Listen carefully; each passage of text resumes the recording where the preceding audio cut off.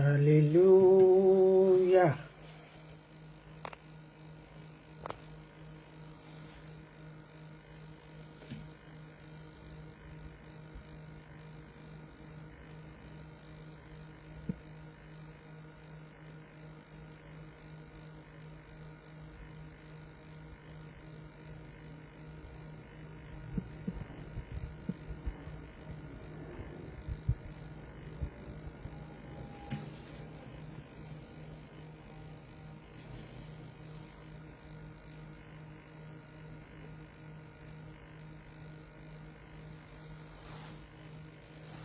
Hallelujah, hallelujah, hallelujah, in Jesus' name.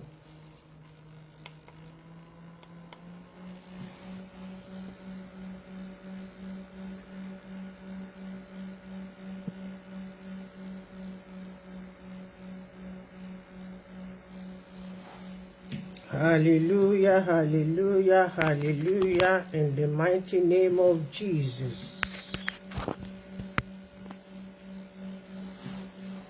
God bless you as you join me.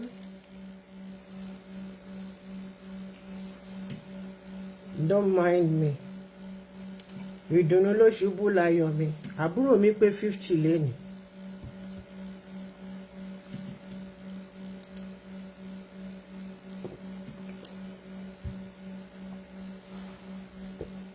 Ìdùnnú ló ṣubú láyọ̀ mi. Àbúrò mi pé 50. Ó pé 50 lénìí. Solomon GBOLAGA. Solomon GBOLAGA. Ọmọ Ifá. Àbí ọmọ Eva dé ni àbáwo náà ṣe ń pè ṣá. Ọmọ Àwáwù. Ọmọ OSCHOFFA.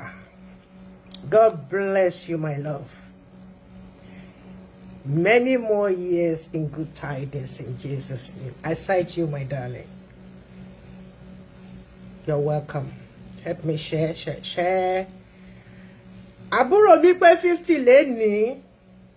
Ọmọdé ọjọ́ òun ń dàgbà rè o. Òkè àgbà tó gùn ò ní jábọ́. Àgbọ́lágadé. Òkè àgbà tó gùn ò ní jábọ́. Ọmọ OSCHOFFA. Òkè àgbà tó gùn ò ní jábọ́. Àgbọ́lágadé. Òkè àgbà tó gùn ò ní jábọ́. God bless you, my sweetheart. Abẹ́rí báyìí. God bless her. God bless him tremendously. He did something wonderful today on his birthday. He was the one doing giving out. Ọjà wọn kan òkè ọ̀hún pìtìpìtì àwọn kan lókè lọ́hùn gbogbo ẹ̀ yóò lù wá. Àìgbàgbọ́ bí látẹ̀mí lọ́lùwà. Hallelujah.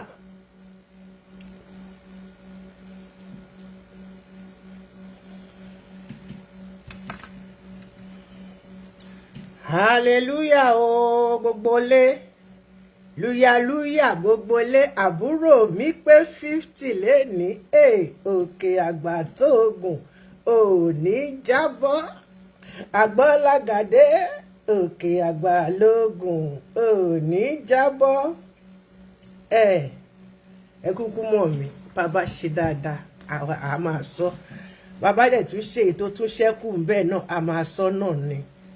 Kí iṣẹ́ Ọlọ́run kó lè máa tẹ̀síwájú ní. Good evening everyone. I love you with the love of Christ.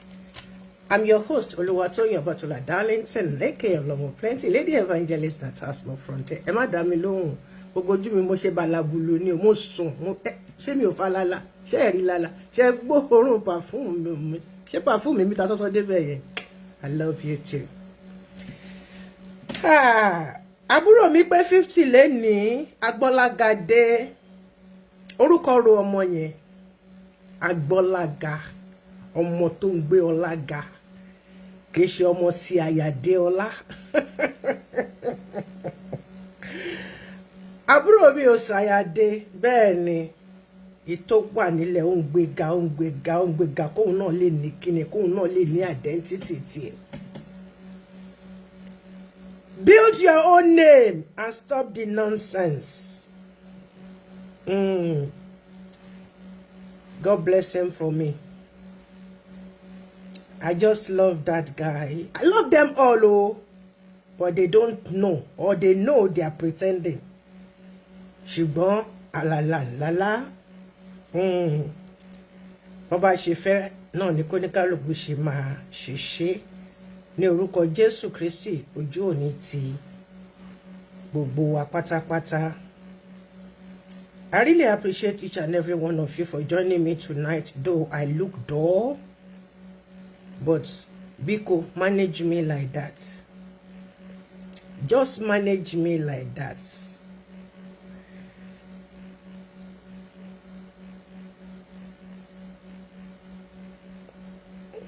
Today is Sunday. Sunday is a day of reflection, rebirth, spiritually, physically, mentally, and develop yourself. Yeah. Ẹ jẹ́ ká gbórin kékeré kan. Àbúrò mi dẹ̀ like orin kan.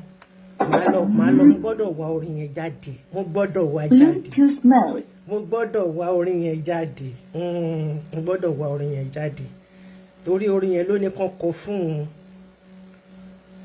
Orin yẹn ló ní kàn kọ fún un ní parish tó lọ léni. At the same time, I want to give thanks and total appreciation to Daddy mi Olùṣọ́ Sharon Parish ní Kòròdú.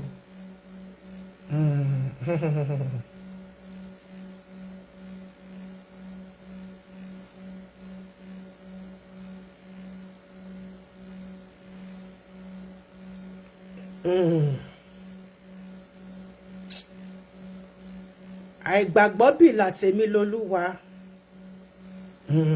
Ẹ jẹ́ ká kọ fún brother mi. Ẹ jẹ́ ká play ẹ̀ fún brother mi. Torí orin tó like ni.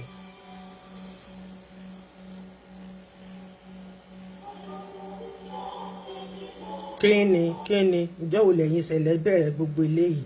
Kó tó máa ń sú mi ní. Ẹ jọ̀ọ́ jẹ́ kí n lọ wá jáde látọ̀dọ̀ kíní jàre. Gbogbo nǹkan náà máa yí padà. Gbogbo nǹkan. Jẹ́ kí n gbé jáde jàre lọ́dọ̀ Ṣọlá Alẹ́sìn. Jẹ́ n gbé jáde lọ́tọ̀dọ̀ Ṣọlá Alẹ́sìn jàre. Bílà.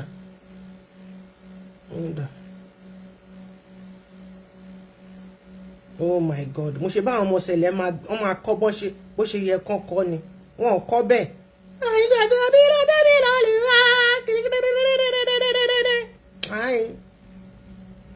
Ọjọ́ ká gbọ́ tó àwọn ilé wọn ìṣekọ tí wọn.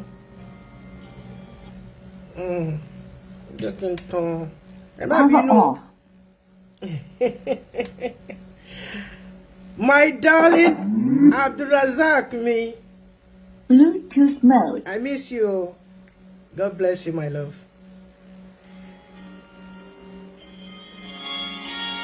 Kí ló dé tí kò gbé lórí kíní kẹ̀?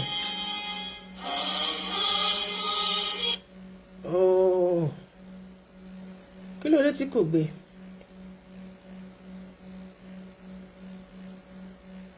Hallelujah. Kí ló dé tí? Ìlọ́lúwa. Oh my God. Mo gbọ́dọ̀ play orin yìí fábúrò mi o. Kí ló dé tí kò gbé YouTube? What is wrong with my device? Anyway, kí n tó parí ètò, màá play ẹ̀ fún because he loves that song so much. Good evening, everyone. This is your one and only Oluwatoyin Obatula Darlington, aka Olomo plenty.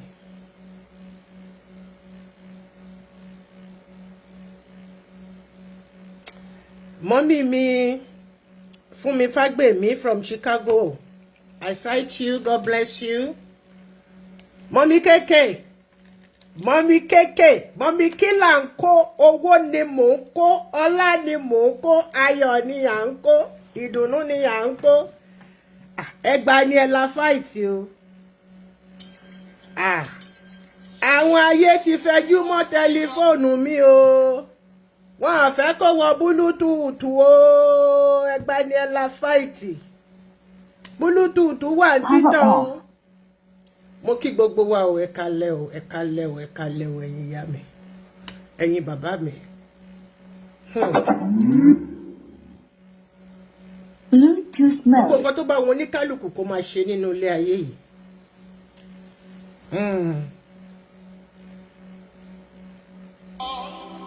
No. I think my telephone is... Hey, telephone yìí má parí iṣẹ́ o. Torí iṣẹ́ pọ̀ tó fẹ́ ṣe fún mi léni yìí. ¿Qué pasa? Anyway, let me calm down. Good evening, everyone. Alore to sing, okoko, whatever. God bless you. Mami, owó ni mò ń kó. Ọlá ni mò ń kó. Ọmọ oníkórè ni. God bless you. My media man, ìyá mi rẹ̀ lílẹ̀kùn, hallelujah. Gbogbo yín pátápátá. I don't know what is going on with all my devices. Ẹ̀yin ayé, bẹ́ẹ̀ bá gbójú kúrò nínú ọ̀rọ̀ mi, ojú yín máa fọ́. Torí mi mọ nǹkan tó ṣẹlẹ̀ o, but it doesn't matter. A máa continue iṣẹ́ Olúwa bẹ́ẹ̀ náà ni. Iṣẹ́ Olúwa máa tẹ̀síwájú. God bless you all. I really appreciate each and every one of you for your support, for supporting my ministry. Without you, there is nothing called Olomo Plenty. But without Jehovah Almighty, we are all nothing. I have no money, but I have Jehovah.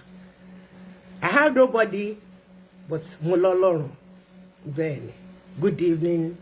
I appreciate each and every one of you. I don't know what is happening to all my... Kọlù tó ń wọlé láti France ni. Kọlù tó ń wọlé láti France ni. Òun ló ń distract call, ló ń distract telephone mi. Mi ò fẹ́ nìyẹn l'attention. Ẹ bá mi manage mi. Ẹ bá mi manage mi. Jesus Christ.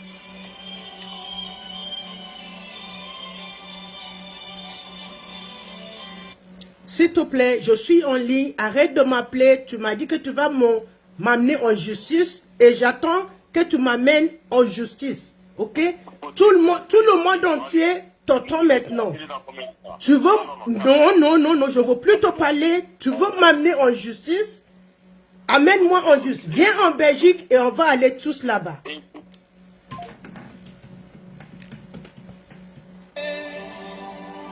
Ẹ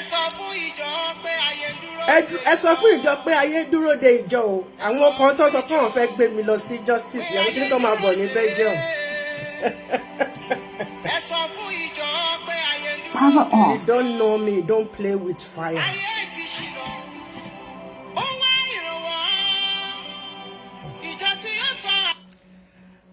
Mo kí gbogbo wa wípé àkàlẹ́ àkùdédé wòyí ṣàlàáfíà ní bàbá gbogbo ilé. I'm happy. Ọ̀tá mi ló ní stress. Tí n bá gbé kọ́ọ̀lù ẹ̀bẹ́ yẹn, ó máa continue láti bó ti, ẹ jẹ́ ká gbàgbé tiẹ̀ sẹ́gbẹ̀ẹ́ kan. Ọmọdé ló ń ṣe. Ọmọdé ìdẹ́mẹ́kọ̀ọ́ jẹ́ kó má ra lọ́wọ́. Nobody will disturb my ministry in Jesus' name. Try it and feel the heat. Hallelujah! Try it and feel the heat. Èmi ọmọ Tádé ṣe àmọ̀kẹ́. Èmi ni mo rẹ́yìn àwọn ọ̀tá mi. Bẹ́ẹ̀ ni, ó yá. Ẹ sọ fún ìjọ. Now I'm feeling the vibe is here. pé ayé dúró de ìjọ. Ẹ sọ fún ìjọ pé ayé dúró dè. Ẹ sọ fún ìjọ pé ayé dúró de ìjọ. Olúwayẹmísí. God bless you, ọkọ mi. Exciting. Ó wá ìrànwọ́. Rẹ̀mílẹ́kún Ọláṣẹ́yìndé. Ìjọ tí yóò tọ́ ayé sọ̀nà níbo ló wà. I wonder o. Wọ́n dẹ̀ sọ pé ìjọ sẹ̀lẹ̀ yìí ni o. Ìjọ tó máa wẹ ayé mọ́. Àní ìjọ tí yóò tọ́ ayé sọ̀nà sún bẹ lójú ọ̀nà o. Hallelujah. Ìjọ pé ayé ń dúró de ìjọ. Ẹ sọ fún ìjọ pé ayé ń dúró de ìjọ. Ìwọ níjọ èmi níjọ. Àwa náà ìjọ náà. Building kọ́ ni ìjọ. Building kọ́ o. Èmi àti Púpìtì kọ́ ni ìjọ. Ìbáṣepọ̀ wà pẹ̀lú Ọlọ́run lẹ́yọ kọ̀ọ̀kan ṣáà ni ìjọ. Ọkàn rẹ tó gbé lọ sínú ìjọ ṣáà ni ìjọ. Ọkàn yìí. Ojú èké, ètèké, ojú àgbèrè, pàṣádà pẹ̀lú gbéraga. Mo máa ṣọ́ everybody pé mo ní aṣọ olówó ńlá ní ìpamọ́ ṣáà ní ọ̀pọ̀lọpọ̀ gbé lọ sí. Sánà bí mo ṣe gé ní $1,000 million ni mo rọ̀ pa ẹ̀. Ìjọ ti sọ ojúlówó pàtàkì ìgbékalẹ̀ rẹ̀. Ìjọ tètè wá rí kó tó dìbò pẹ́. Ara Kristi ló yẹ kí ìjọ ó jẹ́. I wonder. Ìyàwó Kristi ló yẹ kí ìjọ ó jẹ́. Ẹbí Kristi ló yẹ kí ìjọ ó jẹ́. Agbo Kristi ló yẹ kí ìjọ ó jẹ́. Sọ̀rọ̀ ìyá mi. Ọ̀wọ́n òtítọ́ ló yẹ kí ìjọ ó jẹ́. Kọrin. Ìrísí mi, ìrísí rẹ̀ gẹ́gẹ́ bí ìjọ. Ó yẹ kó mú ẹlòmíràn lọ́kàn lé ní. Irọ́ ni, ajá Ó yẹ kó òkulẹ̀ tẹ́ ni. ẹlòmíràn sójú ọ̀nà. Ó yẹ kó fa àwọn Ẹ máa rojọ́ f'Olúwa. ìparun ni. Hallelujah. Ọgbà ayé ẹ lọ wàásù ìrìn rere. Èyí ni iṣẹ́ ìjọ. Èyí ni iṣẹ́ ìjọ o. Ṣùgbọ́n bẹ́nikẹ́ni bá wọ̀ ọ́ sùnsùnsùn. Tó ní tó bá ṣe torí rẹ ni òun ò ní gba Jésù. Ó mà ṣe. Ó ṣe gidi gan. Ìrọ̀dòbù. Báyé rẹ bá lé ẹlòmíràn dànù kúrò nínú òtítọ́. Tí hùwà sí èmi Olúwatóyìn bá lé ẹlòmíràn kúrò nínú ìjọ. Ìwà ni gbogbo lásìkò yìí jẹ́. Màmá já ayé kulẹ̀ o, ìwọ ni ìjọ. Màmá Ìgbọ́dọ̀ já ayé kulẹ̀. Bẹ́ẹ̀ ni. Wọ́n rìn o. Gbogbo ẹ̀yin tí ẹ yí mi ká mi ò gbọ́dọ̀ já yín kulẹ̀. A ò ní ẹ má ṣoge, àní ẹ má rìn o. Wọ́n ní ẹyẹ ń rìn hòhò. Ẹ̀yin onísùtánà nẹ́ẹ̀tì. Ẹ̀yin onísùtánà lámbébé. Gbogbo ìdọ̀tí tó kúnnú ayé pátá ló wà nínú ìjọ. Òun ló wà ń bẹ̀. Nínú pẹpẹ ṣọ̀kíṣọ̀kíṣọ̀ pọ́tọ́. Ipò láyé akọrin nínú ilẹ̀ mímọ́. Ẹ sọ fún ìjọ pé ayé dúró dè é. Ayé nílò ìwòsàn ẹ sọ fún ìjọ. Gbogbo ayé ó ti ń ṣàìsàn. Èmi àti yín náà Ayé nílò ìjọ tí yóò fi lálẹ́ wo ayé sàn. Ènìyàn lè dókè láì dágbọ́n sí. Ìfúnpá, ìfúndì, ìfúẹ́sẹ̀, pàǹtẹ́, odidi ìgbín, báwọn bàbá oníkùn láti gbé bísí. Odidi ọkọ̀ ẹran tí wọ́n gbé mì. Ó wá ń dàgbà, ó ń dàgbà, ó ń dàgbà. Ikùn wọn wá ga gẹ̀rẹ̀, ó ga bẹ́sẹ̀ wọn dọ́gba. Àyà wọn wá dúró wọn lè fi délẹ̀ mọ́. Láì forí balẹ̀ forí ìṣà kankan. Ayé dúró dè ọ́ o. Ayé dúró dè mí Olúwatóyìn o. Ayé nílò ìjọ tí yóò fi hàn. Pé ènìyàn lè ní àṣẹ láì lo ìwo. Pé ènìyàn lè ní àṣẹ Olúwa lè ní ó lè ṣẹ. Ọlọ́run ọba olùjọbí mọ́ ń gbọ́. Àwòrán wòlíì mi ni mo fi ṣe ẹ̀rí. Pé o lè borí ogun lójú oorun lójú àlá láì gbẹ́bọ láì ṣètùtù kankan. Ayé dúró dè ọ́ o. Ayé dúró dè mí o. Olúwatóyìn Ọmọ́tádé ṣe èmi ìjọ. Nígbà tí ọkọ̀ ìjọba dé, tìdájọ́ tinú ìjọ. Màámi máa sọ̀rọ̀. Níbo ni ìwọ yóò wá Màámi sọ̀rọ̀. Ìwọ ìjọ. Níbo lèmi àti ìjọ? Torí ọkọ̀ Níbo ni mo fẹ́ wà? Èmi ìjọ. Fún ìjọ tí kò lábà wọn. Tàbí àléébù kankan. Nígbà tí ọkọ̀ ìjọba dé, yóò wá bá ìgbàgbọ́ nínú ìjọ mọ́. Hallelujah. God bless ìyá yìí for me. Kò sẹ́ni tá ṣe ò sí lẹ́nu ẹ̀ o. Ká tó wọnú ọ̀rọ̀ lẹ́jẹ́ kì í ṣe, what do you call testimony? Kí la ti ń pè testimony? Témoin kí náà ti ń pè ní Yorùbá. ẹ ṣàánú mi, ẹ bá mi sọ Yorùbá ẹ kí la ti ń pe testimony. Mo fẹ́ fi ara mi, ẹ kúkú mọ̀ para mi náà kúkú ni mo máa ń lò ní ọ̀pọ̀ ìgbà. Olúwa ní bí ìgbàgbọ́ wa bó bá kéré bí ẹyọ hóró mustadi, tá bá ní kí òkè kí ó ṣídìí, òkè yóò ṣídìí. Mo dán wò lénìí, ó dẹ̀ jẹ́ fún mi láti sin lọ gbogbo ohun tẹ́ bá fi orúkọ Jésù Kristi ọmọ Maria tẹ́ bá fi ọkàn lò ó àjẹ́ fún yín, ṣùgbọ́n má fi bà tèèyàn jẹ́ o. Mo lọ sọ́jà. Help me share. God bless you. God bless you. I appreciate. Thank you, my love. Thank you. Who? Bí mo ṣe já ẹ̀rí adá fún yín màmí, ọlá ni mò ń kó, owó ni mò ń kó, ìdùnnú ni mò ń kó, gbáyìí màmá, ọmọ oníkórè ní adá fún yín màmí, mi ò ní wáyé tì. God bless you, darling. Tèmítáyọ̀ Ògèdèǹgbé, God bless you. I sight you too. Wọ́n ṣáà ti ní kí n yé lo glasses yẹn, mo ṣáà máa ń fẹ́ fi akọ ìwé náà mo fẹ́ fi dẹ́ngẹ́ pó, mo fẹ́ fi sọ testimony mi, ẹ̀rí. Kò sí ẹni tí àṣẹ ò sí lẹ́nu ẹ̀, ẹ jẹ́ ká máa ṣọ́ra. Torí àmọ̀gbà tí màlẹ́kà mi tó máa ṣe kíni, tó máa ṣe àmì sí ohun tí ó sọ jáde nì. Ẹ̀rí lélẹ́yìí o. Mo lọ sọ́jà, bó ti ẹ̀ pé bó ti ẹ̀sùn gbàgbé nígbà tí máa dọ́jà, ọjà ti tú. Dédé náà ló ṣe lọ́dọ̀ Jésù Kristi. Ohun tí mo lọ rà mi ò rí rà, ṣùgbọ́n mo ṣáà rí nǹkan kan rà. Bí mo ṣe gùnkè láti inú tube sókè, bójú yìí ṣe bẹ̀rẹ̀ nìyẹn. Pápò mo ní yé, what can happen? Mo ní Olúwa Ọlọ́run ìjọ mímọ́, mo fẹ́ lórin yìí o, jẹ́ kó ṣẹ́ o, tòró sọ pé tí gbàgbọ́ mi bó bá kéré bí ẹyọ hóró mustadi, hóró kínkínní náà ni mo mú wá yìí o. Mo wá gbé orin yẹn, mo ní Olúwa èmi ọmọ rẹ dé láti gbóhùn ẹ̀bẹ̀ mi sókè, gẹ́gẹ́ bí ó ti gbọ́ àdúrà Èlíjà, jọ̀wọ́ gbọ́ àdúrà mi.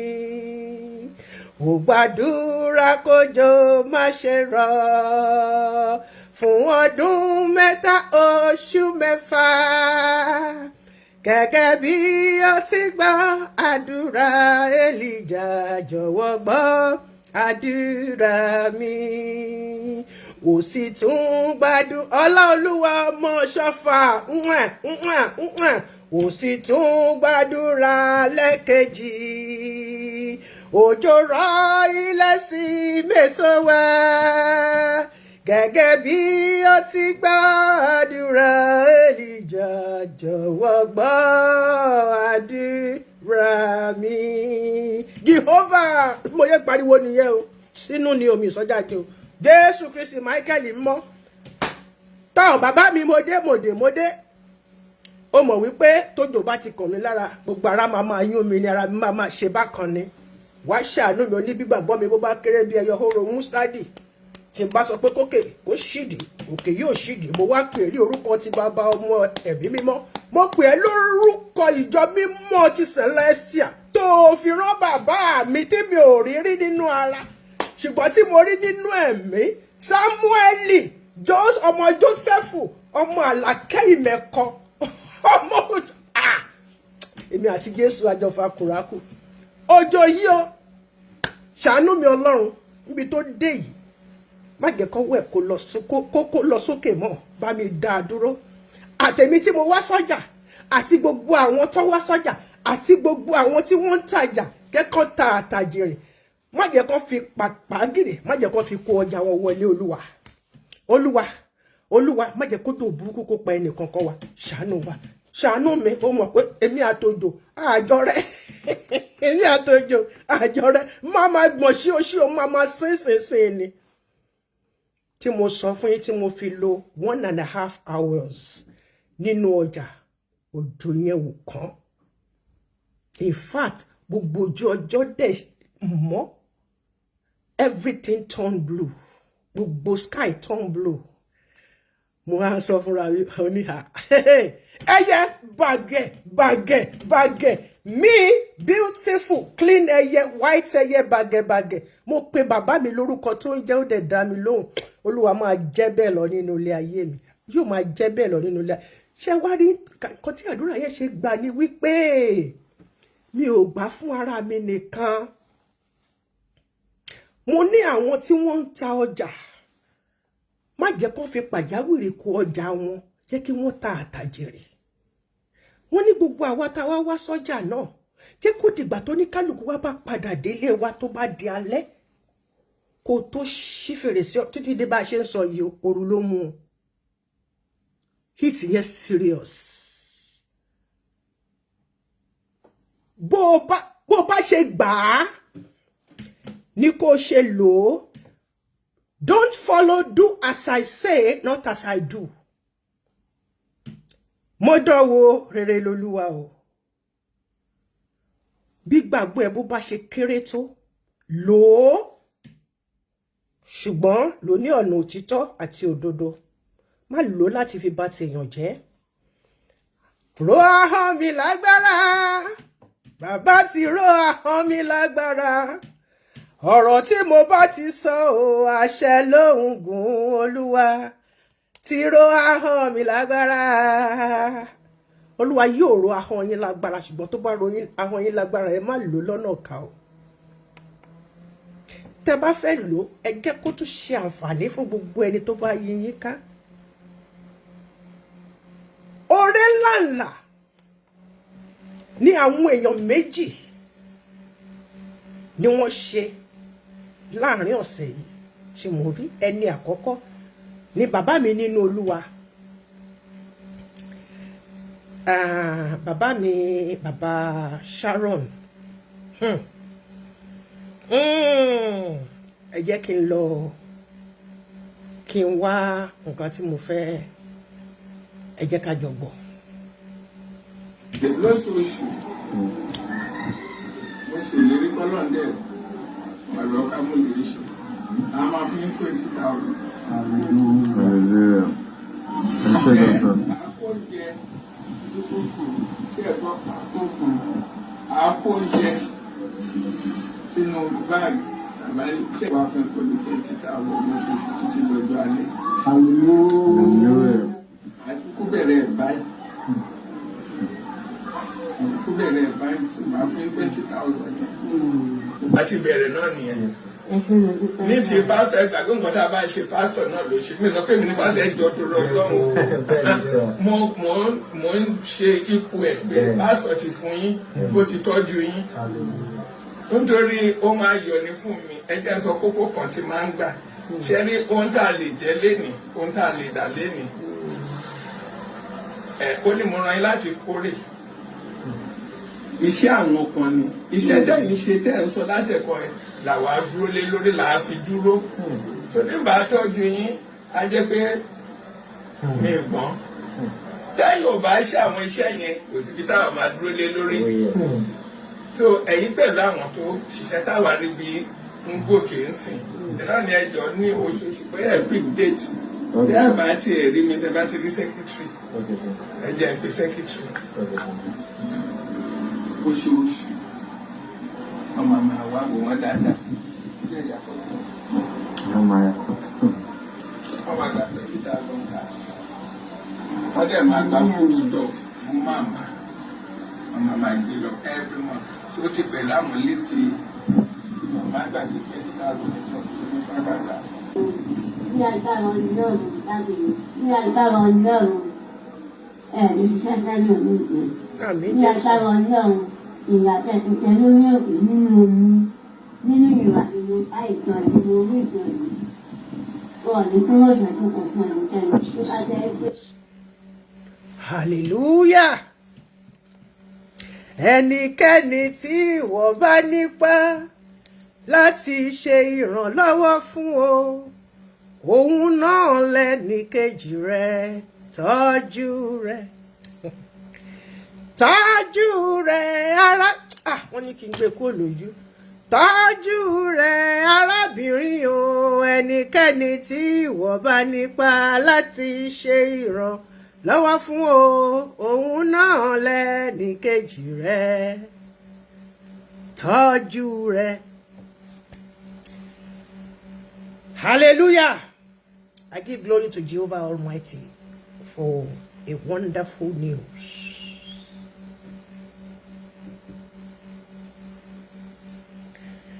Bàbá yẹn wọ́n sọ ọ̀rọ̀ tí ó wise.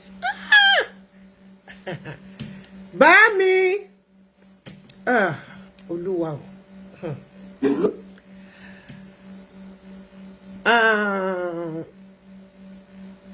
Superior àbí senior ni mo fẹ́ pè wọ́n, ẹ ṣá dáríjì mi.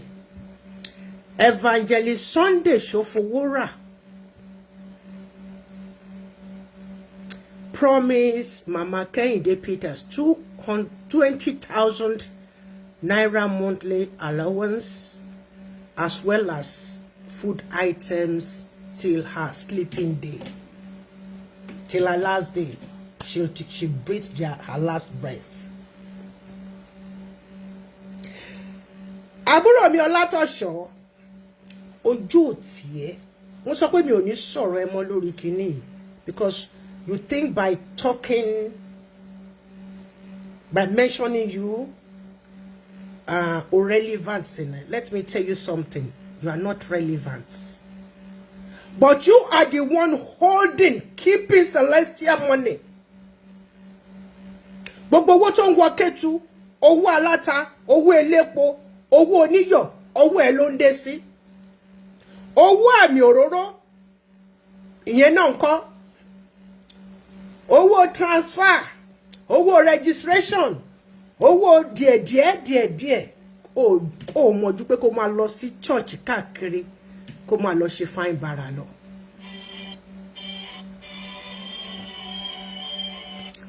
Láti ìgbà tí a ti wà lórí ètò yìí láti bí ọjọ́ mẹ́ta, wọ́n ti fi orúkọ Celestia, orúkọ ìyá yìí tó lẹ̀ mọ́ Celestia, tó ń dùn àwọn kan ní ọkàn gidigidi. Ẹ jọ̀ọ́ ẹ fún mi ní ìṣẹ́jú kan, mo ti gbàgbé. Ẹ má bínú. Ó ti ń pè mí látẹ̀kọ̀ ní mọ́.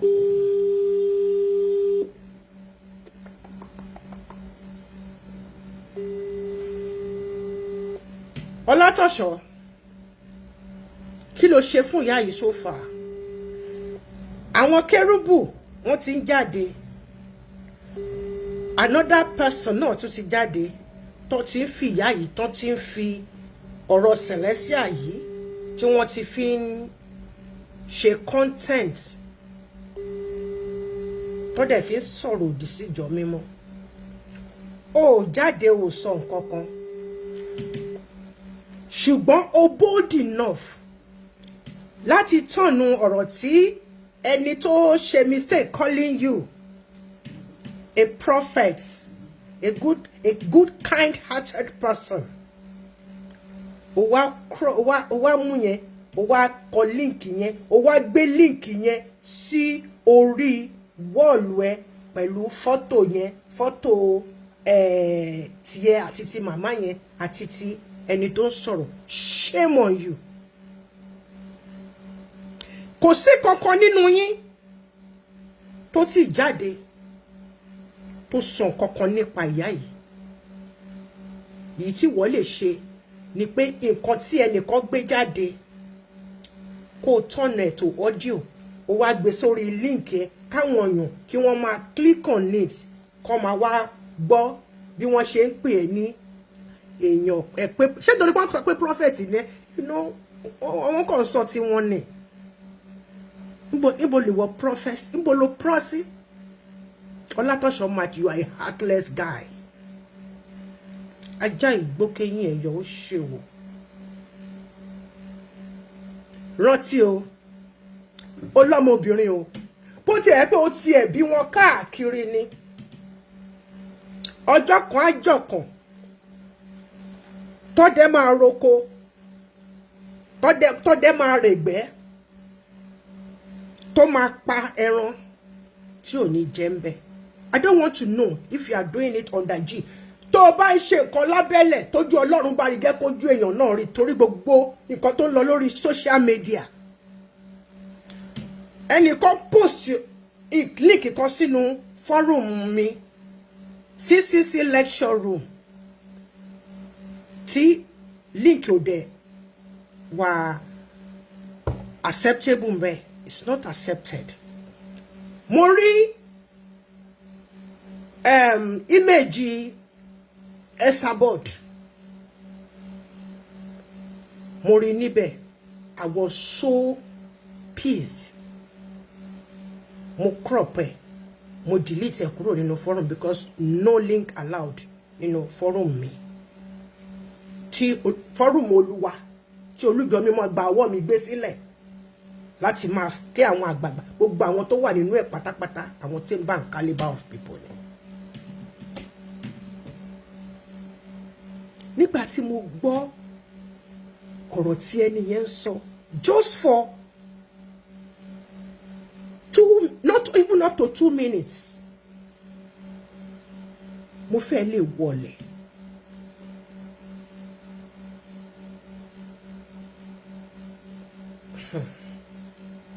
Ẹ jẹ́ ká máa ṣọ́ra o. Ẹ jẹ́ ká máa ṣọ́ra o. Ọlátọ̀ṣọ́ ohun tó bá ti ṣe sílẹ̀ tó bá ti jiná ìwọ máa ń fẹ́ jókòó tì to claim that you have something, I don't know. Another person tún ní. Sábọ̀dù sọ fún pásítọ̀ kan tó béèrè fún ìrànlọ́wọ́ lọ́wọ́ wọn. Ẹ máa gbọ́. Ẹgbọ́n tí wọ́n sọ. Ìyá ẹ̀ màmá Sábọ̀dù sọ fún pásítọ̀ kan tó béèrè fún ìrànlọ́wọ́ lọ́wọ́ wọn. Ẹgbọ́n tí wọ́n sọ. Ìyá Esther Abọ́dẹrìn ẹgbọ́n tí. Ṣé rí gbogbo àwọn ènìyàn máa ń pe everybody ní Celestial ní pastor. Bọ́dẹ̀ ṣe ń pe everybody náà ní Bukky Opudu, God bless you. My brother, God bless you. Amadiovi, you are welcome. Everybody no máa ń pè ní pastor. Ẹni tó sọ̀rọ̀ yìí kérúbù ni because aṣọ regalia ló wọ̀ tó dẹ̀ dọ̀rùn. So calling everybody pastor olùṣọ́kan ló pè é. Kẹ́ ẹ bá mọ bí tí ìjọ mímọ́ tó ti sọ àwọn ènìyàn ẹ̀yin tẹ́ wà Mommy D. Hello my love. How are you, ma'am? God bless you.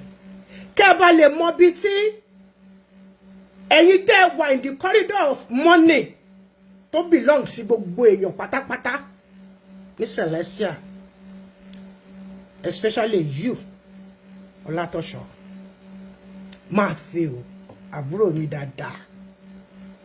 Ẹ gbọ́. Wọ́n sọ. Ẹjọ́ máa grandma ilé àánú church ọ̀dọ́ wa ni mà. Ríǹgì tí a kó sínú ẹ̀ ó kù méjì kó parí òjò dẹ̀ rọ̀ ní níṣà kan serious báyìí. Àárọ̀ ìbáṣe ní gbogbo ẹ̀gbẹ́ yẹn máa fẹ́ pẹpẹ sínú ìyá. Mi mọ bóyá bíìsì ni mi ṣe pè yín ní fídíò kọ̀ tí mo ní kí n pè yín ní call. Mo ní kí ni ẹ pè mí fún kí wọ́n bá yín kọ́ ilé àánú yín àbí? No ma, mo nílò ìrànlọ́wọ́ yín pẹ̀lú ríǹgì ẹyọ kan tó kù. Ẹyọ kan wà nílẹ̀ báyìí, ó kù ẹyọ kan kó sínú kànga yẹn kán lè fi ibi tó ya yẹn pẹ̀lú yẹ̀pẹ̀ padà. Ibo lẹ kọ́ ṣọ́ọ̀ṣì sí? Iléṣà ní power line. Kí lórúkọ chọ́ọ̀chì yín? Ṣé kérúbù yìí? CCC Ìmọ́lẹ̀ Olúwa. CCC Ìmọ́lẹ̀ Olúwa. Ibi tí mo gbọ́ dé nìyẹn tí mo stop 10 minutes video ni. Ẹ wo bí wọ́n ṣe portray Esabod. Shame on you people. Irọ́, òótọ́, I'm still going to do my findings. Because lórí media, I don't trust these fracas carrier-like carriers. I don't trust them. It could be organized. Bí Ronke Ọládìméjì t'Amẹ́ríkà bó ṣe organize àwọn fake visionaires, àwọn fake kíní tí gbogbo ẹ̀ tó wá búrẹ́kẹ́. You know the man around your parish. Okay, I'm listening. I'm listening. Since you know him, is it true or false or what? So, ó ti wọnú ilé, ó ti bẹ̀rẹ̀ sí ní sọ̀rọ̀, ó yá máa kọ́ lọ. Mo ti tó bá sọ pé tòótọ́ ni. Around your parish, is it ṣé parish níbi tí wọ́n sọ ní tòótọ́ yìí? Ìmọ́lẹ̀ Olúwa parish, àbí? Good. Ó sure pé olùṣọ́ yẹn torí tó bá dọ̀la mo fẹ́ bá olùṣọ́ yẹn sọ̀rọ̀. Olórí, please iṣẹ́ yẹn dọ̀wọ́ ẹ̀ ní area àbí tó ń gbé as one of Olomo Plenty family. Okay? Mo fàṣẹ yẹn lé lọ́wọ́. I want to talk to that particular man tó lọ ní guts láti lọ pe esa board tó dẹ̀ mọ̀ wípé obìnrin yìí ó máa fi ẹ́ cruise, ó máa fi ẹ́ pa, ó máa fi ẹ́ yàmà ṣẹlẹ̀. Ẹ̀yin tẹ́ sọ pé mo ń sọ̀rọ̀ burúkú ní ti ṣẹlẹ̀. Ẹ tí rí nǹkankan. God bless you, my love. I'll be expecting a report from you, from your side. Oh my God. Ẹ má bínú.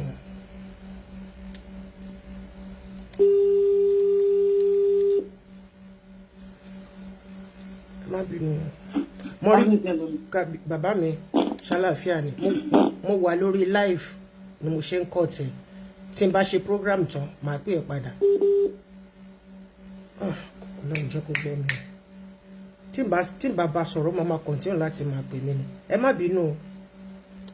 Ẹ má bínú. Ẹ jẹ́ kí n send the messages. Kábíyèsí o, ọmọba. Mo wà ní live, so tí bá ṣe tán màá pè é padà. Ó ṣe má pè mí padà mọ́ o.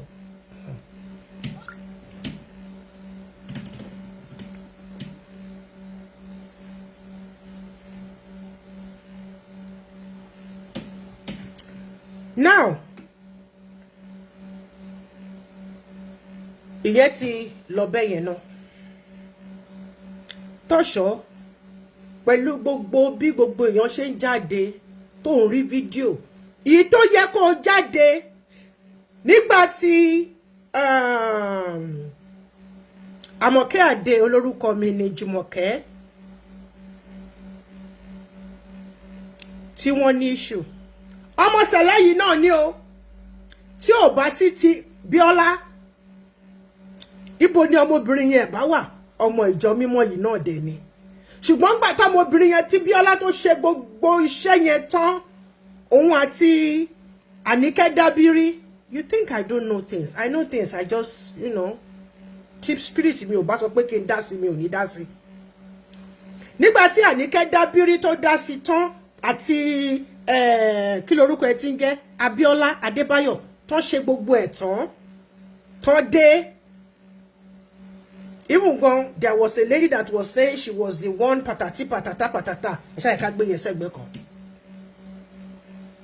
Lẹ́yìn ìgbà tí wọ́n ti ṣe gbogbo wàhálà yẹn tán, ìgbà yẹn ni you this silly brother of mine.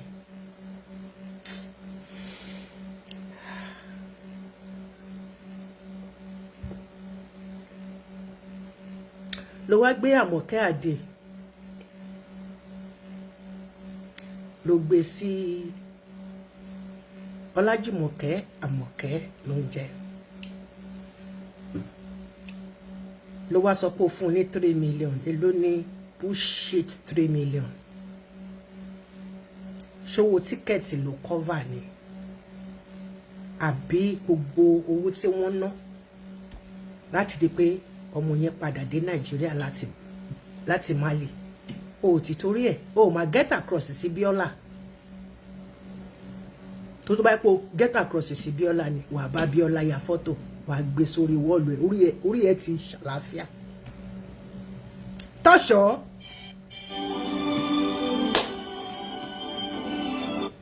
Moridia.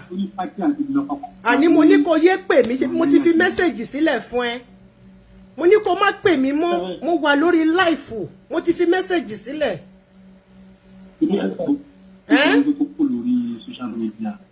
Kí ló dé tí mo fi máa kúrò lórí social media?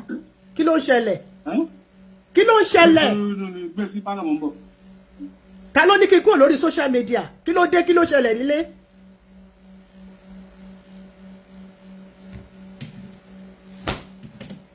Moridia.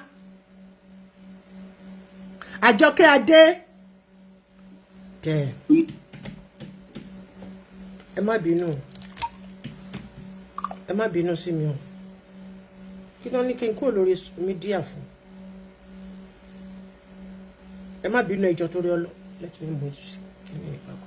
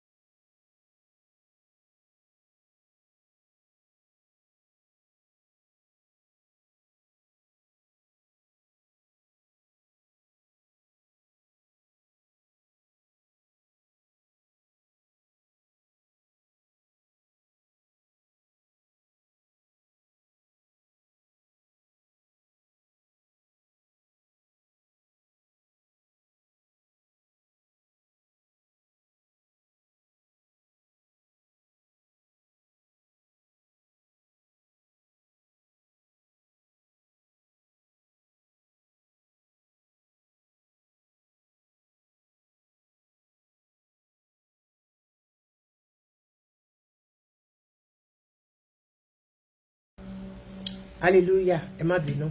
Family program ń lọ ni. So family whatever.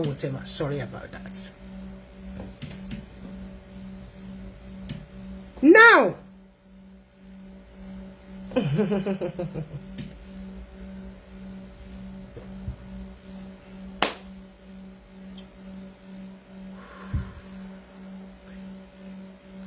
Kí ni nǹkan tí o ti ṣe fún ìyá yìí? Yes, I'm drinking water, my darlings.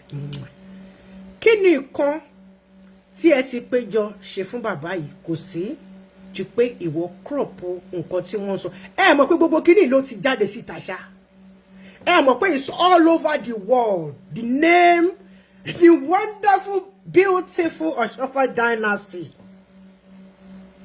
Ẹ̀yin lẹ pé ayé bẹ́ẹ̀ o. Wọ́n dẹ̀ ti bá yín gbà báyìí. Ṣèbé mi lẹ rò wípé mo ń ṣe nǹkan tí kò dáa. Thank you very much, my darling. I appreciate it. I'm calm. Èmi lẹ rò pé mo ń ṣe nǹkan tí kò dáa.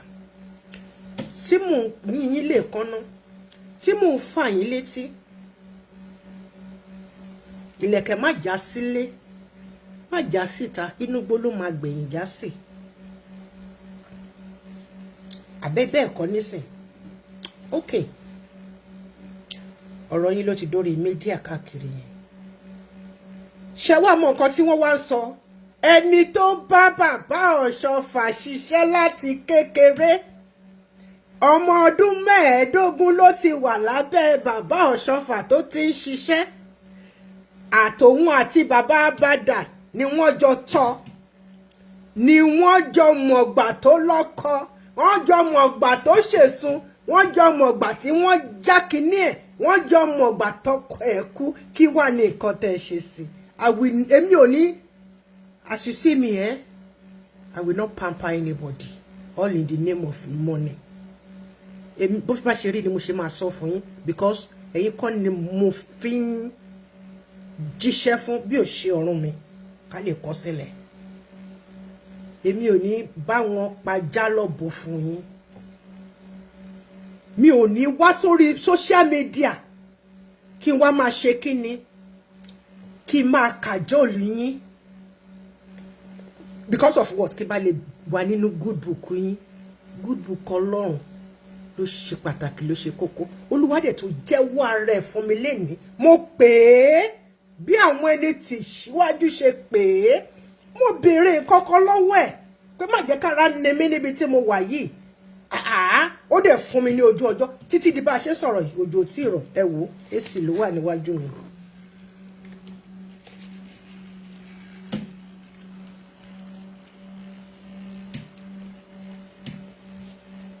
Bó bá ṣe ṣe ló ṣe máa gbà. I will not mi ní pẹ̀lú ọ̀bọ jáwúrà just because I need something from you to be in your good book. I don't need your good book because good book yín ìkan máa jẹ́ ó máa jó ó máa fàyà dànù ṣùgbọ́n èyí tó wà lókè ọ̀run yẹn tí mò ń lé yẹn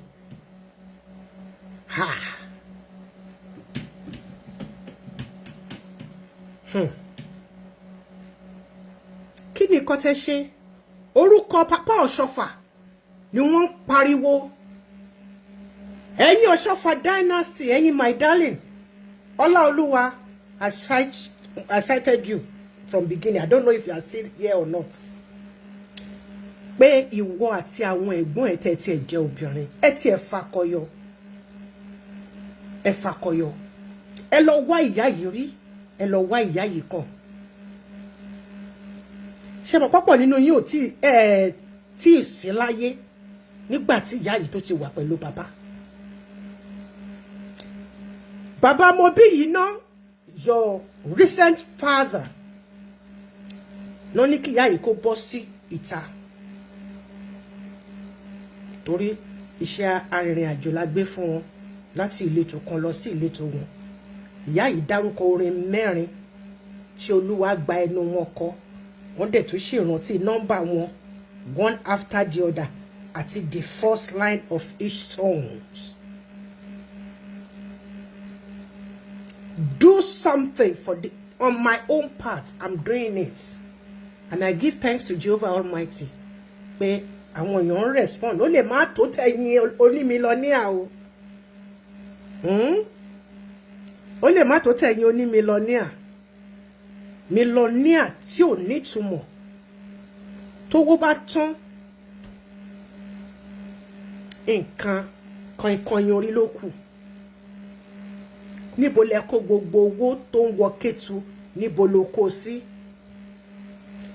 ìpín níbo lẹ ń kó sí bàbá mo bí iná ẹ ń sọ pé ẹ ń bọ̀ ní Austria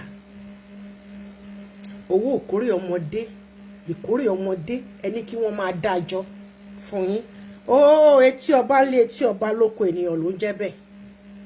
That is why I'm called Olomo Plenty, Lady Evangelist. I evangelize with my ears and with the little coins tí mo ní.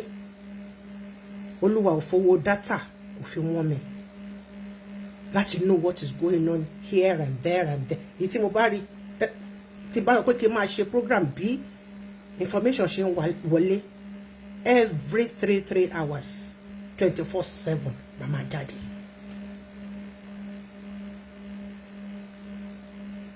Ṣùgbọ́n Ọlọ́run má jẹ́ kéèyàn máa gbọ́ ìròyìn tó máa bàyàn nínú jẹ́ gbogbo èèyàn ti bá yí gbé o nínú mi wá dùn pé orúkọ ti yín yẹn gangan tó jọ yín lójú tó jọ ẹ̀yin kan lójú àgàgà ìwọ Tọ́ṣọ̀ òun náà ń bẹ pariwo wọ́n dẹ̀ ń dárúkọ ẹ jọ gbogbo ẹ̀yin tẹ́ ẹ bá fẹ́ kéré o gbogbo ẹ tó bá fẹ́ jáde tó bá fẹ́ ṣe kọ́ńtẹ́ǹtì ẹjọ́ fọ́tò Tọ́ṣọ̀ ni kẹ́ ẹ máa lò pé Tọ́ṣọ̀ owó tó wà lọ́wọ́ ẹ níbo ló kó sí owó tó yẹ kó máa fi tọ́jú àwọn arúgbó níbo ló kó sí ẹ máa bá wa béèrè lọ́wọ́ Tọ́ṣọ̀ bẹ́ẹ̀ papa wọ́n ti ṣe tiwọn, wọ́n ti lọ. Pa Bada àwọn náà ti ṣe tiwọn, wọ́n ti lọ. Àwọn méjèèjì tí wọ́n mọ̀ rìn àjò màmá yìí. Tí ò bá sí ẹ̀wò yá yẹn náà, wọ́n bí báyìí wọ́n ti tán. Wọ́n bá tó kù nínú ilé ayé wọn, wọ́n lọ́mọ. Ṣé yẹ ká jẹ́ kán mọ̀ pé wọ́n lọ́mọ. Ẹ mọ̀ wípé ẹni ọmọ sin ló bímọ. Ìwọ lè máa rò pé torí pé ìyá yẹn ò lọ́mọ láyé. Ẹ wo Sisi mi dúpẹ́ jáyé sinmi. Bí Bíọ́lá ṣe dìde nìyẹn nígbà tí àwọn èèyàn fẹ́ máa pè lágàn pé kò bímọ, kò ṣe kinní kan, kò ṣe kinní kan. Oníkálùkù ló ní nǹkan tó ń lọ lábẹ́. Bíọ́lá dìde àsì ọmọ fún. Ó dùn nínú. Ẹ̀yin ọmọ Ọ̀ṣọ́fà tẹ́ ń claim Ọ̀ṣọ́fà dynasty. Ọlátọ̀ṣọ́ ó yá jáde síta kó fakọyọ. Gbogbo ẹ̀yin ọmọ Ọ̀ṣọ́fà lóbìnrin ẹ jáde síta kẹ́ fakọyọ. Ẹ tọ́jú ìyá yìí nítorí ọjọ́ alẹ́ tí yín ni. Ẹlòmíì a máa sọ pé ìyá yẹn pẹ̀lú gbogbo nǹkan tó ń ṣẹlẹ̀, ìyá yẹn ti rí bílíọ̀nù sínsìn, a ti rí mílíọ̀nù nínú àkáǹtì ẹ̀. Bí ìyá yẹn tó bá ní tírílíọ̀nù nínú àkáǹtì ẹ̀, ó tó bẹ́ẹ̀, ó jù bẹ́ẹ̀ lọ. Àbẹ́ mọ̀ pé kí àgbàlagbà kó máa ṣe kókókókó pẹ̀lú iṣẹ́ Olúwa, òun ló mú màmá yẹn tó fi shrink mọ́, tó fi kéré mọ́. Dó èèyàn tó kéré ni wọ́n. Kò sí flesh, kò sí jolly flesh. A mọ̀ pé gbogbo ẹni tó bá níṣẹ́ ìrìn àjò tó le bẹ́ẹ̀ yẹn, nǹkan máa ń dẹra fún wọn. Ká má sọ nǹkan mi. Ṣùgbọ́n àwa tá a wá wà nísìn, a lè tọ́jú wọn. Ẹ má jẹ́ kó dàbí àwọn, ẹ má lọ ronú bí àwọn àgbà tó ṣiṣẹ́ lánàá. Tí ẹ yẹ èwò tó ń gbóúnjẹ lọ fún wọn lábẹ́ igi Elijah. Ẹ má ro ti wọn bẹ́ẹ̀. Owó Celine Emmanuel Foundation tẹ́ ń gbà lọ́wọ́ gbogbo àwọn tó wá ń ṣe anointment. Níbo lẹ kó sí o? Owó foundation lẹ ṣàpè. Ṣé ẹ lè rí nínú owó yẹn yọ? Bàbá mo bí yìí ná, ẹ̀yin àti ìyàwó yín, Céline, viens ici ma chérie. L'argent que tu as récolté pour la fondation de Céline Emmanuel Fondation, tout l'argent que tu as récolté pendant l'onction, qu'est-ce que tu as fait de cet argent? Toi et ton mari. Papa Mobile, non. Qu'est-ce que tu as fait de cet argent? Tu ne peux pas me dire que tu ne sais pas qu'il se passe des choses, hein? Tu sais très bien qu'il se passe des choses. Mais tu es à Londres, tu voyages partout. En plus, en même temps, tu es à jour à propos de l'information qui se passe dans le monde entier. Tu me regardes maintenant. Moi aussi, je te regarde fixement. Tu es méchante, ma chérie. Tu es méchante. Qu'est-ce que tu as fait de tout cet argent que tu as récolté pour la fondation? Et que s'est-il passé avec la fondation de SBJ OSCHOFFA lui-même? Emma Bino, mon père wa, oníbàdí ọ̀ràn, onígèlè àti bàbá, fìlà ló ń pè bẹ́ẹ̀. Ìyàwó wa, ìyàwó bàbá àwọn OSCHOFFA, olórí ilé, bàbá ilé, tó wà lórí àga lọ́wọ́lọ́wọ́, tí Talon yẹ̀dí wọn kúrò, tí Talon wá gbé àpótí fún wọn, ó gbé wọn kúrò lórí àga, ó jẹ yẹn kúrò, ó gbé wọn àpótí fún wọn. Àpótí oníke ni o, kì í ṣe onígi o, àpótí oníke. Pé téèyàn bá jókòó sórí ẹ̀, Ọlọ́run dẹ̀ tiẹ̀ fún wa ṣe, bàbá ti fẹ́lẹ́. Béèyàn bá jókòó sórí ike jù, ó máa wó ni. Kan tí mò ń béèrè ni wípé owó selling Emmanuel Foundation funds tó wọlé nígbà tí wọ́n sọ pé wọ́n gbọ́dọ̀ máa ràwé tipátipá àṣìrántí ìyẹn náà àgbàgbé lẹ́yìn ìyẹn náà kọ́ tún máa sanwó foundation during each anointment each person kọ́ tó fún ẹ ní anointment wàá san owó OSCHOFFA foundation not OSCHOFFA, Celine Emmanuel Foundation. What has become that money? Céline, qu'est-ce que tu as fait de cet argent-là? Qu'est-ce que tu as fait de cet argent-là? Tu penses que c'est à toi? Hein? Tu as fait ta magouille. Tu as fait ta magouille, tu as volé à tout le monde. Au moins 1000, plus de 1000 par jour. Oui, bien, par semaine. Qui vient d'être roi. Où est cet argent-là? Owó tí wọ́n ń dá tí gbogbo àwọn tó wá gbà mí òróró tí wọ́n ń dá sí Celine and OSCHOFFA and Emmanuel Foundation kò tiẹ̀ sọ́ṣọ́fà ń bẹ̀ torí tó bá tí bàbá mi bá sùn torí pé kò tí ìyá nísìn gbogbo ẹ̀yin tẹ́ ranjú sílẹ̀ báyìí gbogbo yín ni bàbá yẹn ṣì máa jàkàrẹ̀ ẹ̀yẹ́ ti ya jáwọ́ ẹ̀yẹ́ roku sí dìmọ́ tẹ́ roku sí ó sì máa ṣe jẹgẹjẹgẹ jẹgẹjẹgẹ jẹgẹjẹgẹ nìyẹn tó fi máa jàkàrà gbogbo yín ẹ̀yẹ́ roku sí kò tí ìyá tó máa kú torí ẹ̀yin náà lè lọ mú wa jẹ́jẹ́ ìlú wa so Ọlọ́run sọ̀rọ̀ dò tọmọ yín lọ́wọ́ ẹ mú mi sí. What has happened? What has become that money? Torí gbogbo àwọn anointment tẹ́ ń ṣe káàkiri náà bó ṣe sanwó Celine and Emmanuel Foundation nìyẹn. So you can't take out of it to bless this woman. You are a bad woman.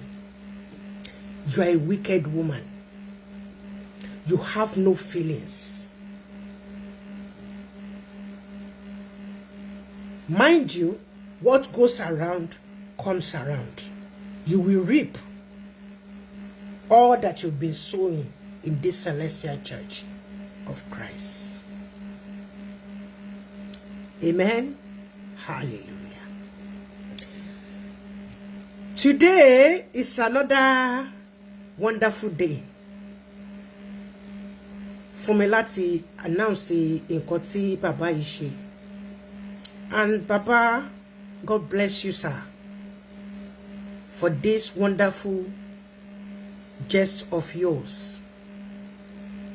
Ẹ tún cover pé gbogbo nǹkan tẹ́ bá ṣe pastor lè ṣe fún. Ṣé sure pé pastor wà lórí ìjókòó because tàlọ́ ti yọ wọ́n kúrò ní pastor o. Anyway, àárín ẹ̀yin bàbá alágbádá ní gbogbo yẹn wà. God bless you, sir. Ẹ ní tàràkà, ẹ ní rago, iṣu ọmọ àjìnà fún yín jẹ. Wọ́n ní dáwó fún yín jẹun lórúkọ. Àwọn ọmọ yín àti àwọn ọmọ yín tẹ́ ẹ ti gbẹ́ kànga yìí sílẹ̀ fún á tutù fún wọn gbé mu lórúkọ Jésù Kristi. I appreciate you, Baba Shofowora of Sharon Parish. God bless you. Sharon Parish, Ikorodu. God bless you richly. Gbogbo àwọn ọmọ yín pátápátá láìkú kan wọn ní tàràkà wọn ní rago lórúkọ Jésù Kristi Olúwa àti Olùgbàlà. Amen. Now, I have something to play for you.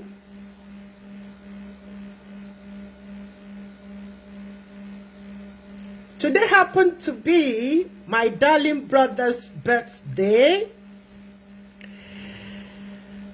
Solomon GBOLAGA. Solomon GBOLAGA, God bless you, my love.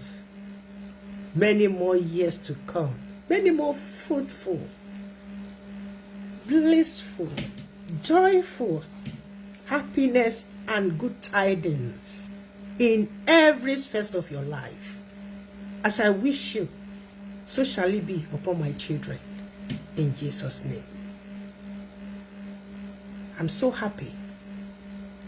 Today is your day, but your birthday gifts, you gave it away.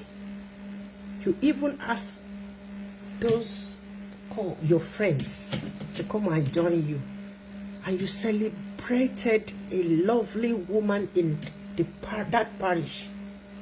Someone call you to. I know you are a very good person, good-hearted person. You give freely without looking back. You give what you have. You don't promise. You don't pa like some people. Empty barrel made the loudest noise.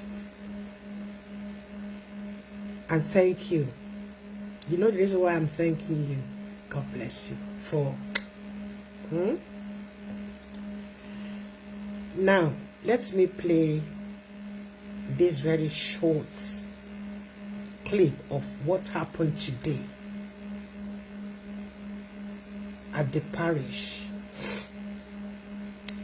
he went to. He raised funds for an elderly woman called Madam Ugoho or something at Ugudu Parish. Over 1 million naira to bless a woman.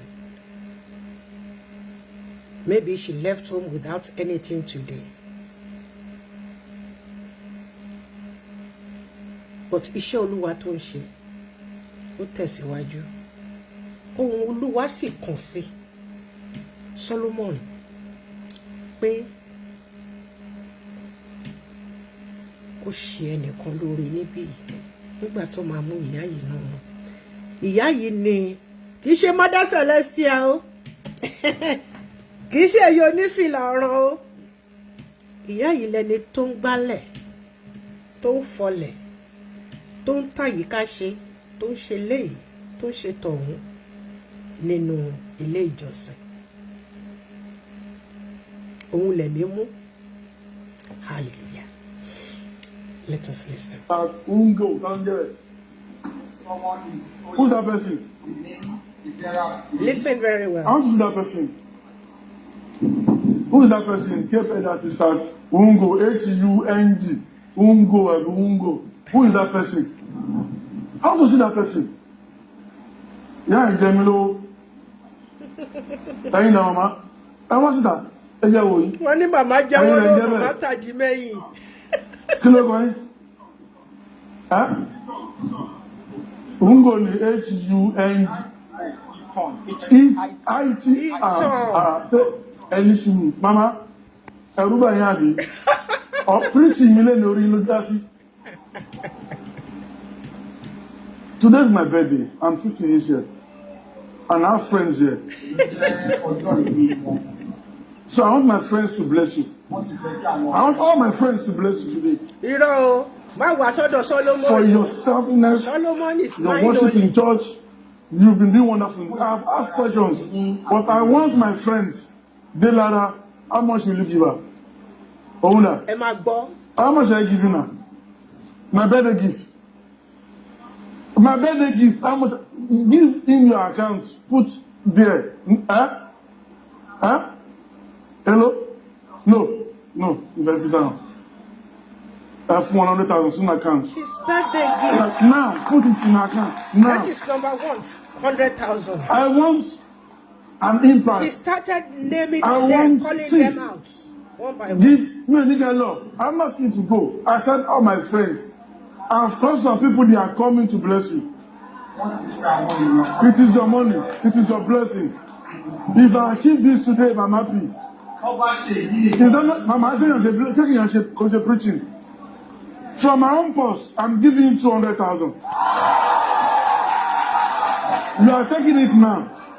From my purse, you are taking 200,000. From my purse. Mobile is coming and so it's giving you 200,000, 100,000. Otumba, Benga, Otumba, hello? Hello, how much want to pay? You want to give me 200? You see now, that is 100. He's giving you 200,000, 200,000. 100. I am preaching the wrong gospel of Christ. Big man when you and you are saying somebody wants to be something. How can that person be something? Go, God bless you. I don't want them to give me the money. Give Prince. I got money. I have 15 accounts for 50,000. Prince, I got money. I got me. One few when you see no accounts, not I just want to learn on it. No, I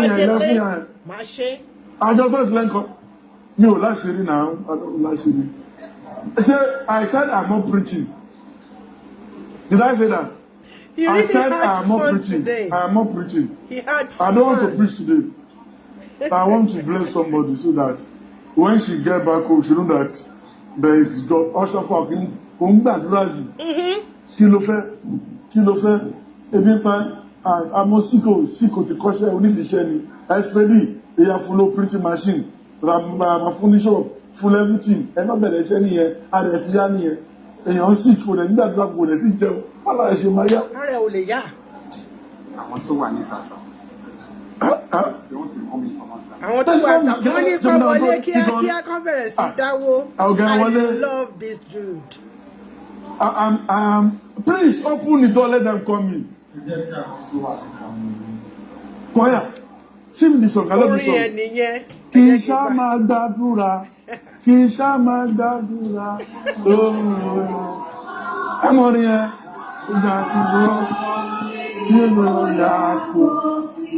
What's it on here? I'm not going to call him at the back on every day. Fún ìgbàlà mi, kí n sá máa àdúrà, kí n sá máa àdúrà, ọmọ Jèhófà, àti sálọ ní ìwọ̀n lòdì. Ọ̀nà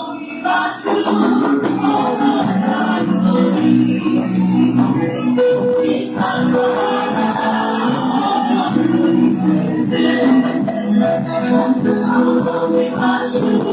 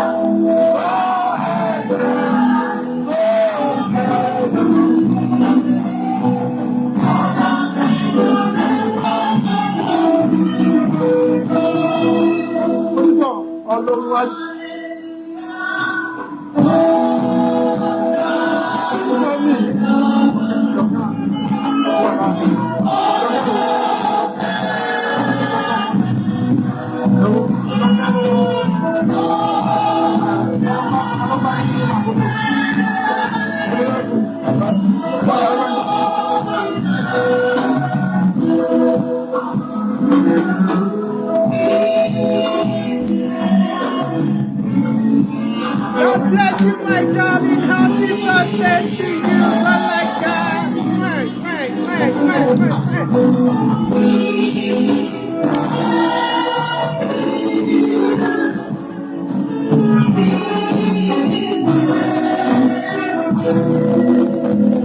Sit down.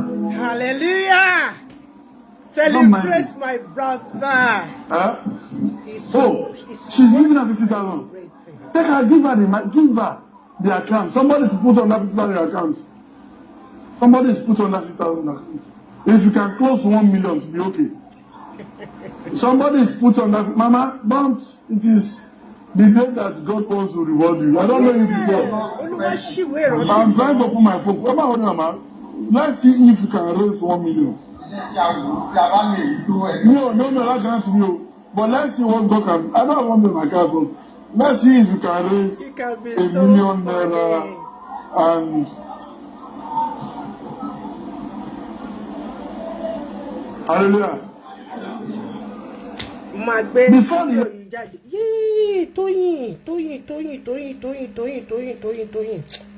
tínú mi bá ti dùn bí mo ṣe máa ń hùwà nìyẹn. Mo máa gbé fídíò yìí jáde o.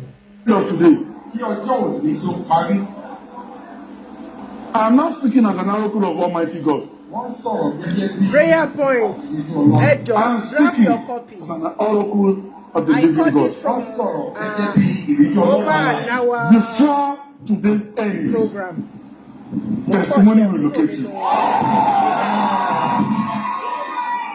Stand in the middle. I'm not asking to say amen, don't believe me. Say amen to you. But kill me, don't shoot. Ọba tó ń ṣí ìwé ìrántí kan arábìnrin. Bẹ́ẹ̀ni. I don't know her. I've never heard the name before. Mi ò fẹ́ rí wọn rí. But I had somebody who is this church tó dẹ̀ wúlò tó fẹ́ ṣàmì fún ẹsẹ̀ this way. I'm really at the point of contact for somebody here today. For thank God that you've been knocking at kí lẹ́ni tó ṣí. That door will open for you. Ẹ ṣàmì tí yín o. I don't want to pay house rent. Bẹ́ẹ̀ni, ẹni ọlá ẹni yẹ ni ẹ̀yẹ, God bless you. But before we pick 7 days. Ohun tó yẹ kó máa ṣe rèé. Ọba tó mú ẹja tó sán lẹ́nu ẹja náà tó dẹ̀ rí owó níbẹ̀. Lord provided money for the mouth of the fish. Oníbẹ̀ fi lọ sán gbèsè náà.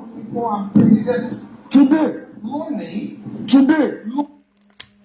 Ta ni ń pè mí? Ẹ má pè mí jẹ́rìí. Jésù sọ fún ni pé adarí ẹ̀ṣẹ̀ díẹ̀. Èyí ò ṣe Jésù.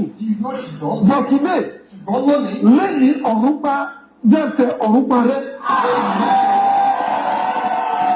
Whatever debt you are owing,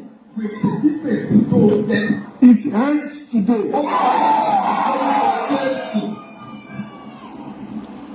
Wọ́n ti gbàdúrà ọ̀run ti gbàdúrà mi praying. That's why I don't want them to sing because I know.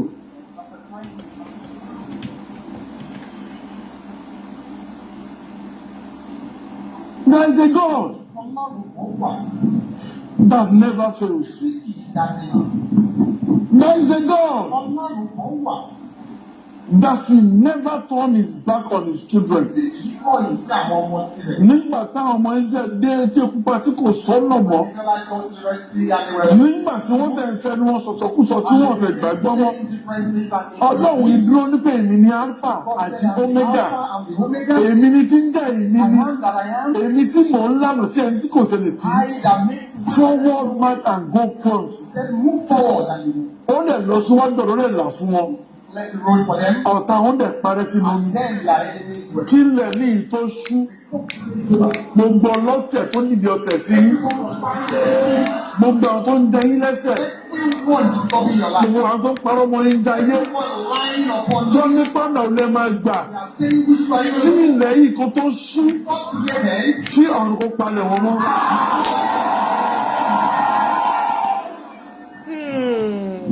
For 4 years I did not pray.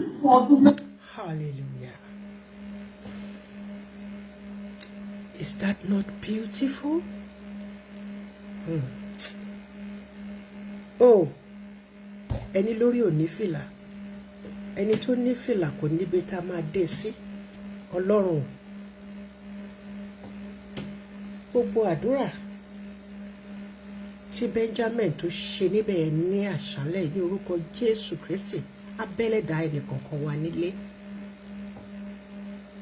Nítorí pé Olúwa wo obìnrin yìí ṣọ̀ṣọ̀, ẹ jọ̀ọ́ ẹ bá mi padà sí bí ẹ̀yin ìyá mi nínú Olúwa. Ẹ bá mi padà sí bí.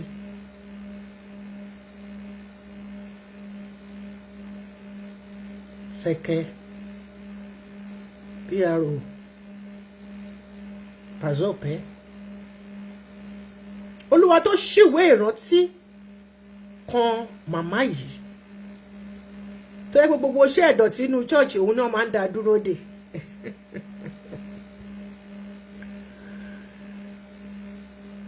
Ó ní lọ́jọ́ kan a ó ṣí ìwé ìrántí, a ó ṣí hàn mí. I love you too, my darling. Ìyá yẹn ní lọ́jọ́ kan a ó ṣí ìwé ìrántí kàn mí. Á kàn mí. Kẹ́rẹ́kẹ́rẹ́ á kàn mí o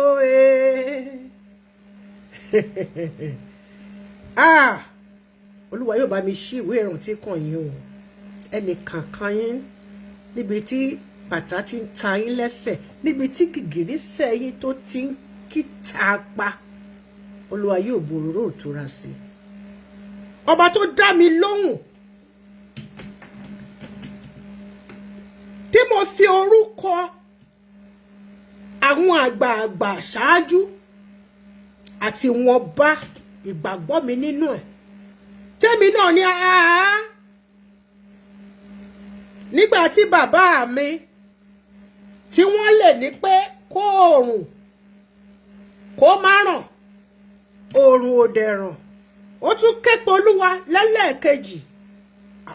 Oòrùn ràn, ilẹ̀ méso wá. Mo ní ìwọ Ọlọ́run ọba o, òjò tó ń kàn yìí ṣàánú mi. Torí mi ò mú nǹkan kan jáde. Nǹkan jáde pẹ̀lú just simple. Mo mú jacket kékeré kan, mo ṣe ṣílẹ̀kùn báyìí tí mo rí kit yẹn báyìí, mo kàn jù sílẹ̀ ní orí heater. Mo kàn jù sórí ẹ̀ ń bẹ́ẹ̀ ni mo dẹ̀ jáde. Tí mo bá fi lè lo ìgbàgbọ́ mi tó kéré bí ẹyọ hóró mustadi, tí mo pe Ọlọ́run tó dẹ̀ dá mi lóhùn, gbogbo ẹ̀yin tẹ́ wà lórí fọ́nrán láṣálẹ́ ní ti ọkàn òtítọ́ àti òdodo, láì ní ìkùnsínú, láì ní ìbàjẹ́ mi àbí ọmọlàkejì ẹ, gbà mí gbọ́, fọyẹ níyì asán ẹ, oṣù yìí asán ẹ, not oṣù yìí, bọ̀sẹ̀ yìí asán ẹ, gbà mí gbọ́, pàláyọ̀ máa ṣògo, pàláyọ̀ máa ṣògo, gbà mí gbọ́, pé Jésù gbèrèdé, pé Jésù gbèrèdé, ní orúkọ ti bàbá àti ti ọmọ àti ti ẹ̀mí mímọ́. Olúwa yóò ṣí ìwé ìrántí kan gbogbo yín pátápátá. Olúwa yóò bu omi rin aṣálẹ̀ ẹnu ilé ayé yín ní orúkọ Jésù Kristi ti Násárẹ́tì. Olúwa yóò bu omi rin aṣálẹ̀ yín. Àní ní orúkọ Jésù Kristi ti Násárẹ́tì, ọmọ Màríà wúndíá tí a fi oyún ẹ̀mí mímọ́ bí. Mi ò dá alábàá, mo pa láṣẹ ni, nítorí pé a sọ pé ọmọ aláṣẹ ni mí. Gbogbo èròǹgbà ọkàn oníkálùkù yín kó máa jẹ́ bẹ́ẹ̀ fún yín. Tó bá robi sí ọmọ làkejì, tó bá lọ ṣe àmì, ó ti ṣẹ́ mọ́ ẹ lára nìyẹn o. Ṣùgbọ́n tó bá jẹ́ pé kó dáa fún ẹ, kó dáa fún ọmọ làkejì ẹ ló ń gbà, kó dẹ̀ dáa fún èmi Olúwatóyìn. Kí iṣẹ́ ìránṣẹ́ mi kó má bàjẹ́. Tó bá yẹ pé òun lòun tó wà ní òkun àyè, ní orúkọ ti bàbá àti Olúwa tó rú ahọ́n mi lágbára, tó gbà fún mi lónìí, títí bá ṣe sọ̀rọ̀ yìí òjò tí ì rọ̀. Ṣàmẹ́ sọ fún mi pé gbogbo àwọn tó lọ sọ́jà ò tí ì wọlé ní kí láago wí. Aago ti dago 11 alẹ́ ń bì báyìí. Òjò yẹn ò dẹ̀ tí ì rọ̀. Ọlọ́run ń ṣe bẹ́bẹ́ o. Ọlọ́run tó gba ẹnu kẹ́lẹ́kẹ́lẹ́ tó gba ẹnu kẹ́tẹ́kẹ́tẹ́ Bálámù tó gbà sọ̀rọ̀. Olúwa gba ẹnu mi ṣe àṣẹ lónìí. Mo bá ọjọ́ sọ̀rọ̀, ọjọ́ sì dá mi lóhùn. Ilẹ̀ tí ẹ fẹ́ tẹ̀ ní ọ̀sẹ̀ yìí kò ní gba àbọ̀dè fún yín. Bẹ́ẹ̀ bá ṣe rò ó fún mi, bẹ́ẹ̀ ni kó ṣe máa rí fún orí kọ̀ọ̀kan tó ń wò mí lọ́wọ́lọ́wọ́. Àtẹ̀yin tẹ́ tún máa wò lọ́la, àtẹ̀yin tẹ́ máa wò lọ́dún tó ń bọ̀, àtẹ̀yin tó yẹ pé YouTube àbí Facebook ṣe máa gbé wá bá 100 years to come tí Jésù ò bá tí ì dé. Àṣẹ abiyamọ, Màríà wúndé àṣẹ mọ́ yín lára. Màríà, ìyá mímọ́, ṣe rẹ ní gbẹ́kẹ̀lé wa, Maria ìyá àgbàlagbà abiyamọ tòótọ́ afọjà tí kò ṣe é tú àfikàn gbogbo yín pátápátá lápọ̀n yìí lórúkọ Jésù Kristi. Àní ṣubú ara, àní ṣubú ẹ̀mí o. Mo fi eléyìí kí àbúrò mi, mo fi eléyìí kọ́kọ́ dúpẹ́ lọ́wọ́ Ọlọ́run ọba Elédùmarè tó jẹ́ kí my darling brother, sexy boy, ọmọ tó pupa lòlò, ẹlẹ́ àwọn babe, tó pé ọmọ 50 ọdún lénìí, ní orúkọ ti bàbá àti ti ọmọ àti ti ẹ̀mí mímọ́. Àkàbà tó máa gùn lọ́la tílẹ̀ máa mọ́ yìí, àgùnyè ló máa gùn o. Sálúbàtà ló wọ̀ yìí o, ò ní yọ̀ ṣubú. Ògo Ọlọ́run, ẹwà Ọlọ́run, ìmísí Ọlọ́run á túbọ̀ máa dáhùn nínú ilé ayé ẹ̀. Solomon Gbọ́lága, ọmọ Ọ̀ṣọ́fà. I love you with the love of Christ.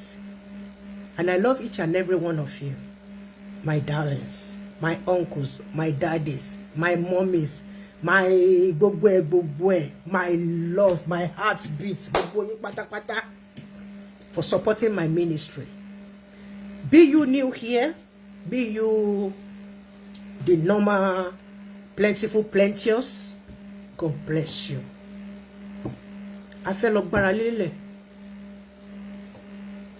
láṣálẹ́ yìí, àní tójú oró dójú kú. Ẹnì kankan nínú wa ò ní ti bí alábẹ́rẹ́ àrùn. Ẹ̀yin tó jẹ́ pé ọwọ́ ọ̀sán lẹ́ṣẹ̀ wà, ọ̀sán máa sàn yín o. Ẹ̀yin tẹ̀dẹ̀ ti wà lóru, òru ò ní ru yín dànù. Èmi ni ọmọ yín, ọ̀rẹ́ yín, àbúrò yín, olólùfẹ́ yín. Ẹ rí pé mi ò lo makeup. Ẹ rí mo ṣe ẹ̀jí ni. Ẹ rí mo fi kíní yìí, mi ò ní kíní o. Wọ́n sọ pé èmi rẹ ọmọ ní kò kíní. Mo lẹ̀ mọ́ ní ọgbọ́n ni mo dá sí. Ẹ máa rántí mi nínú àdúrà o. Èmi ọmọ yín, ọ̀rẹ́ yín, àbúrò yín, olólùfẹ́ yín, your one and only. Mi lo makeup o. Ṣé mo fine? Ṣé mo ṣì mọ́mọ́? Ọjà ṣì wà ní custard. Ẹ má jẹ́ kọjá yìí kó túkẹ́. Mo ti sinmi lé lórúkọ Jésù. Mo sinmi lé lórúkọ Jésù. Ìfọkànbalẹ̀ ayé mi, èmi ti sinmi lé. Gbogbo yín ẹ sinmi lé fọkànbalẹ̀ ayé yìí. Bàbá ti sọ bẹ́ẹ̀, bàbá Tinubu, ó ní ẹ lọ fọkànbalẹ̀. See you very soon on nípa ti Nàìjíríà. Mo gbọ́ wípé wọ́n sọ wípé pé ìyẹn ní next program tá máa ṣe ní ọ̀sẹ̀ yìí lórúkọ Jésù Kristi, ojú òní tẹni kankan wa o. I love you all with the love of Christ. You don't know how much I love you. Thank you for supporting my ministry. Mo ti rọ́kọ lọ́tún lósì, mo ti ráwọn tó ń toast mi, àwọn toaster ti jáde, àwọn toaster ti gbórí wọlé, àwọn ọmọ tó ta lẹ́nu, àwọn tó fẹ́ ẹni farúgbó gbẹ̀yìn. Yay! God bless you. I love you all with the love of Christ. I really appreciate you. Thank you for everything. Thank you for tonight. It shall be well with each and every one of us. In Jesus' name. The total money before Shemo, the total money Shemo komo court the total money tí Solomon gbà fún màmá yẹn happened to be 2 million naira. Ẹ bá mi pàtẹ́wọ́ fún Gbọ́lágadé, ọmọ tó fine, ọmọ tó wà. Blessed are you among many in Jesus' name. 2 million ló gbà fún màmá yẹn. His own birthday gift ó fi raise owó fún màmá yẹn. Bẹ́ẹ̀ dẹ̀ làwọn kan dẹ̀ nìyẹn. Àwọn náà nu àwọn ọmọ wọn sì ń tọrọ recharge card 200 naira. Millionaire dẹ̀ ni wọ́n. Àwọn dynasty náà nù. I remain yours, the one and only Olúwatóyìn Ọbátọ́lá darling Tẹ̀dékè Ọlọ́mọ plenty. Lady evangelist that has no frontier. Lórúkọ Jésù ẹnì kankan nínú yín. Ẹni mọ̀ dààmú. For loving me, for accepting me just as I am, and for supporting my ministry, for supporting my person. for your daily prayers. I love you all with the love of Christ. Thank you. Thank you. Ìṣẹ̀dá mi dúpẹ́ lọ́wọ́ gbogbo yín. Ahọ́n tí mo lò lénìí tí mo fi bá Olódùmarè sọ̀rọ̀ tó dá mi lóhùn. Òun náà ni mo fi súre fún yín sìn. Àṣẹ ọ̀run dẹ̀ ti gùn kò yí padà. I have so many new faces. Hey! Kem Wellington. Aya Wellington. I cite you, my love. God bless you. Baba Kwame, God bless you. Omolara Ige JP, God bless you. I really appreciate you. Olori, don't forget that mission is yours, and I want a report on it tomorrow. Since you know the person, you know the parish, I need a report tomorrow afternoon pronto. If I have to send you a card or a cash, it might not be much for you to go there. Let me know. Okay? In Olomo Plenty family, we are able through Christ that strengthens us. God bless you. Taiwo Erinle, God bless you. Owolabi Oluwaseun Ayodele, gbogbo orúkọ yẹn pátápátá. Owolabi lọmọ nu ẹjọ, ṣé kí n send the account number mi toro owó nìyí. Owolabi, hey my darling, my sweetheart, how are you? Ọmọọba Adéwálé, God bless you. I really appreciate you. Eniola eniye onimushi onimoya. Tayelolu Oyelaki Erinle, God bless you. My love, we are fighting. You are no more my love because you've taken another person. And I wonder who that person is. God bless each and every one of you. Emma Bino, as many names, Queen Grace Ajanoku, God bless you. I know this name means something, but using different picture, turning the name this way, that way. Oyemi, me, Lafin Shishembi. God bless you. God bless each and every one of you. Pata pata porogodo lati okedele. Gbogbo yin pata pata. Ẹ má bínú. The something is hanging. So ó dìgbà tí bá parí program. Aṣíwájú Tósìn Gabriel. Táyé mi ṣe. Olúwa táyé mi ṣe Ọ̀kànlábí. Orúkọ ńlá ni. Oh, sorry, Mommy. Ẹ má bínú o. Mommy, Mother Celestia Taiwo Erinle, matron of CCC Bethel Parish, Chicago. God bless you, ma. I really appreciate you. Ẹ má bínú sí mi o. Ọmọdé ló ń ṣe mí o, mi ò tó yín pẹ̀lú orúkọ mami. God bless you, ma. I really appreciate you. Ọ̀gá tẹ́ fi ń pọ̀n mí, kò ní tú lórúkọ Jésù. Mi ní jọra mi lójú o. My darling, mo ti bínú. I'm really bínú now as we speak. I'm bínúing. How could you replace this sexy girl with another person? I miss you, love. God bless you. God bless your home. God bless your ministry. My sweetheart Adewale, God bless you. I love you all. Daddy, Shofowora, Àgbáyé Adalẹ́ lórúkọ Jésù. Gbogbo ẹ̀yin tẹ́ wà níbí láṣálẹ́ yìí, ẹni tẹ́lẹ̀ níbùjẹ ẹ̀rọ. Wọ́n ní dáwọ́ oúnjẹ fún yín. Wọ́n ní gbé yín sórí social media kẹ́tò jẹun. Àṣẹ ọ̀run kò yí padà. Jésù àpáta ìgbàlà tí mo gbójúlé. Àmín, àmín, àmín lórúkọ Jésù Kristi ti Násárẹ́tì. Ẹjọ́ ọkùnrin kan wà nítòsí. Ẹ gbọ́dọ̀ fún wa ní closing prayer lálẹ́ yìí. It's been a long time and we have to do it. If nobody wants to be calling because you don't want people to hear your voice, I'll be calling anybody from BU, a Muslim, BU, anybody tí mo bá lè pè tó lè wọlé, because many are afraid. They don't want people to hear their voice, that they are on my page or watching my program, and I don't know why. ha mo dúró fún ìṣẹ́jú kan sí méjì. Ìbá jẹ́ obìnrin ni ìbá jẹ́ ọkùnrin ni ẹ bá mi pè wọlé +32488259707. ẹ mọ̀ pé obìnrin ò kì í ṣe orí ọ̀fẹ́ lé ọkùnrin lórí. Obìnrin ló ń ṣàdúrà kẹ́yìn ṣùgbọ́n ọkùnrin ló máa ṣe orí ọ̀fẹ́. ẹ jọ̀ọ́ ẹ̀yin bàbá mi ẹ ṣàánú mi, ẹ bá mi dé àdúrà ìládé. ẹ máa sọ pé tí kò bá sẹ́nìkan tó pè wọlé. +32488259707. mi wàá mọ̀ ṣe fẹ́ wọlé, ṣe fẹ́ kí n gbé yín wọlé ní ọwọ́ tó, because mi ìfẹ́ kí n lọ gbé nìkan wọlé kó má lọ dàbí embarrassment o. Nrẹ́ nìkan tó ń click lórí bíbá yìí o. Should I accept it or not? Mi ò ní láìkí pé kí n rí kí n àdìyàn kẹ́ni yẹn wá cut me down, ó máa ń dùn mí. That is why mo wá pé kí èèyàn pè wọlé.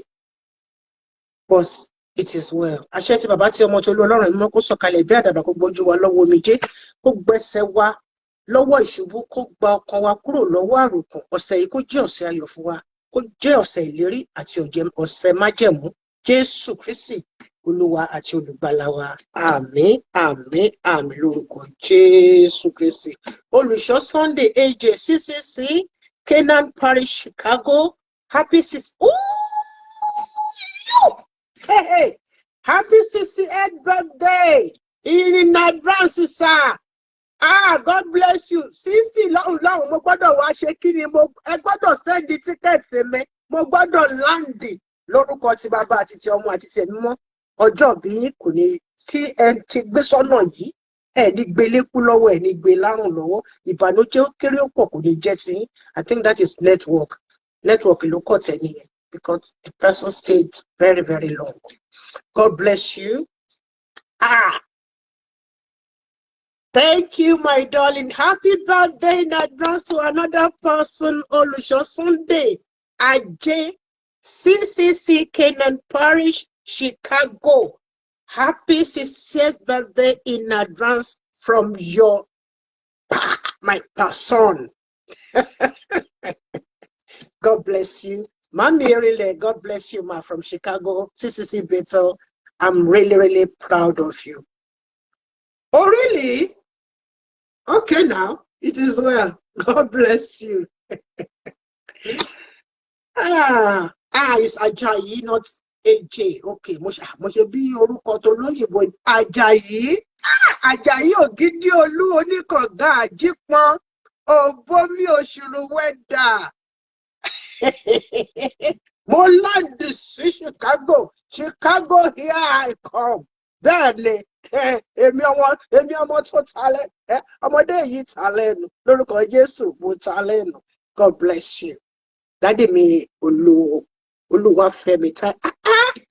Kí ló dé? Gbogbo ẹ̀yin ìbejì lẹ́yìn mi ká. Ó ga o. Nítorí pé ẹ̀jẹ̀ rùn kọ́ra wọn ni ọ. How come they come? Ìyá mi ìbejì, bàbá mi ìbejì. Àwọn ìbejì ló tún wá yí mi ká. Wọ́n ṣe yí mi ká ní Táyé, wọ́n yí mi ká ní Kẹ́hìndé. Tèmi tọ́pẹ́ lọ́dọ̀ Olúwa. Ẹni bá forí sọ àwọn ìbejì tí ẹ bá. Èmi ò máa fi jó yí Jésù lógo. Tèmi tọ́pẹ́ lọ́dọ̀ Olúwa. Èmi ò máa fi jó yí Jésù lógo. Ẹ bá mi dúpẹ́ lọ́wọ́ Jèrí mo yá máa. Tó ṣèlérí tó sì mú májẹ̀múṣẹ. Ayé ló tán, Jésù mi ló kù. Ẹ bá mi yọ̀, ẹ bá mi yọ̀, òní bàbá lógo. You can keep plenty tomatoes. You are not serious, my love. God bless you. I love you all. I don't feel like going. I don't know. Something is in the air. Something is in the air.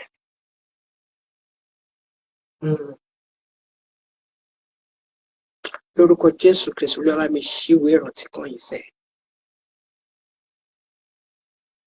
Olúwa bá mi ṣíwé ìrántí kan yìí. Ìwọ tá dè mọ́lẹ̀ mo ní kó gba ìtúdè. Ìwọ tọ́nà ẹ dí mo ní ọ̀nà kó máa là gàrà. Nítorí pé kò sí bí igbó bó ṣe lè tóbi tó kí ọ̀gbàrá má gbabẹ̀ kọjá. Mo ní kídè kó máa tú, kídè kó máa já. Ẹ gba ìtura, ẹ gba ìsinmi, ẹ gba ìṣelógo, ẹ gba ìdáláre. Lábẹ́ ohùn mi yìí, tí mo fi ẹsẹ̀ mi méjèèjì tí mo fi lélẹ̀ ibi tí mo máa sùn sí nínú yàrá ìkẹyìn, tí mo mú àtàrí mi tí mo gbé sí abẹ́ ẹsẹ̀ Olódùmarè. Olúwa tó ró ahọ́n mi lágbára tó dá mi lóhùn lẹ́nìí tí mo ní kí òjò dúró, òjò sì dúró. Mo ní gbogbo làásìgbò inú ilé ayé ẹnìkankan yín pátápátá lónìí. Mo ló dúró, mo ló dópin.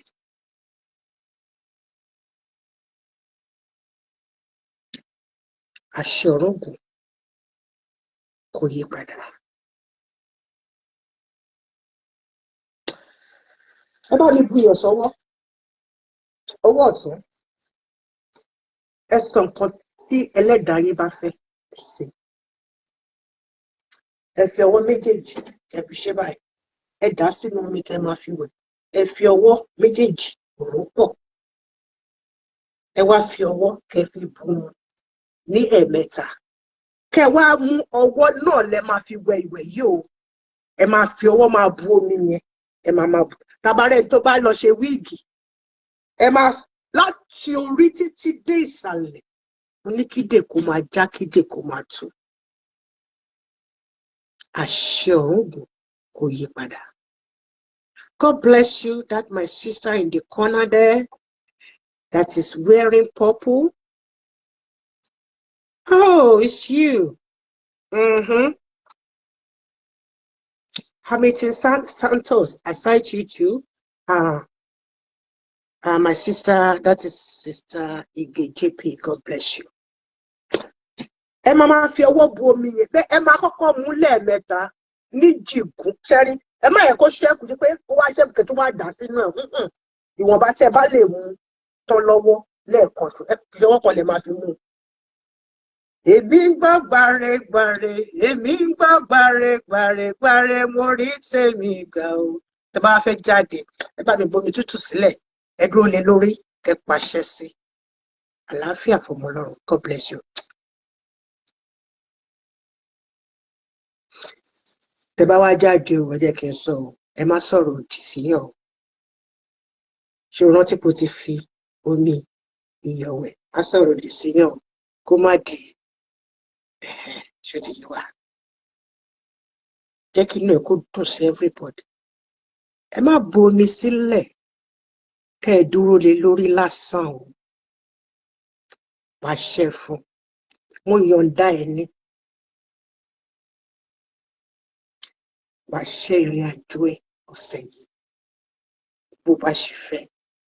Bó ṣe pàṣẹ yẹn. Ohun tó fẹ́ yẹn bó ṣe sọ sínú omi tó fi ṣanra. Mi ní kẹ́ lo ọṣẹ, mi ní kẹ́ lo kànkàn. Ẹ lè ti kọ́kọ́ wẹ̀ kẹ́ ti lo kànkàn àtọṣẹ kí gbogbo ara yín kó ti mú kẹ̀ṣẹ̀ wá ṣe iṣẹ́ yẹn. Á dá tẹ̀tẹ̀ bá tẹ̀ ṣe ní bímbì.